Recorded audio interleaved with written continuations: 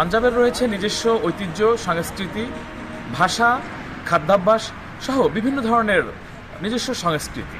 আমরা এসেছি পাঞ্জাবের একটি রেস্তোরাঁয়। আমরা দেখাতে চাই পাঞ্জাবিদের খাদ্যাভ্যাস কেমন হয়ে থাকে।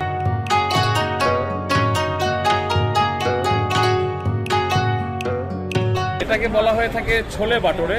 এটা এখানকার ট্রেডিশনাল একটি খাবার।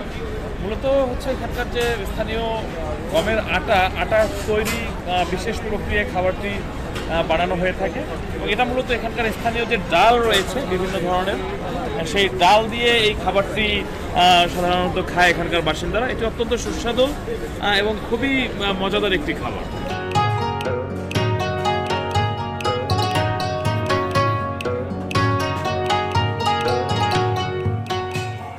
অধিকাংশ রেস্তোরাঁতেই এমন ব্যবস্থা থাকে যাতে করে খোলা স্থানে বসে যে যার মতো করে খেতে পারে।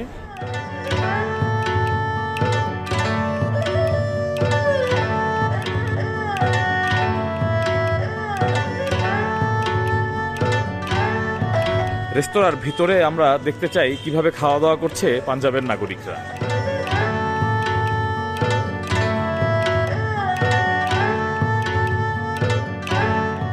খাবারের সঙ্গে দেয়া হয় বিভিন্ন ধরনের চাটনি।